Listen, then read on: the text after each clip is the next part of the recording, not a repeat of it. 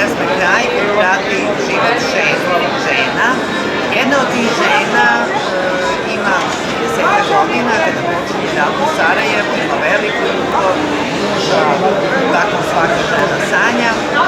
I ja je pratim kao pisac od 92. godine do danas. Među vremena joj se svašta desilo je se i da ostane sama. Čitateljke i ovih dana i ovoga leta govore da je možda najbolji deo romana taj koji pokazuje ženama kako da u trenutku kad su ostale same, bilo da je ta samoća raskinuta i druga veza, bilo da je ta samoća imaš 50 i nešto, muž je ko zna gde, možda i na nebu, deca su napravila svoje živote, kako grabiti život i kada misliš da ničega što je vredelo više nema.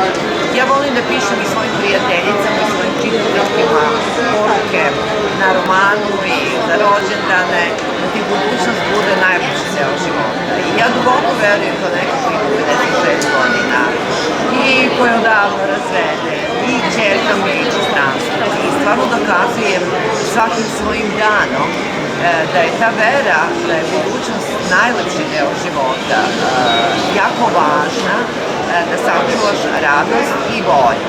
I našim medijima i u našim razgovorima to često se govori da nema se dovoljno para, da nema se dovoljno sreće, da nema se dovoljno ne znam čega.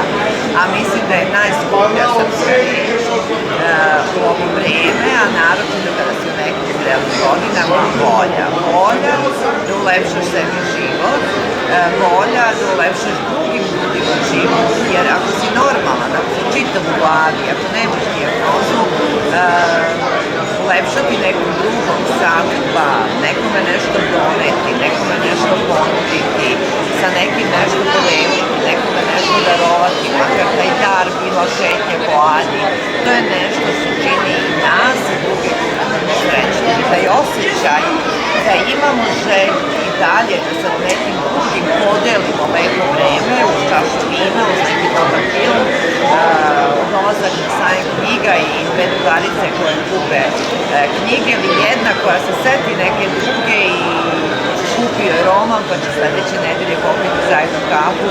To je ono što treba svaka žena da sačuva u sebi.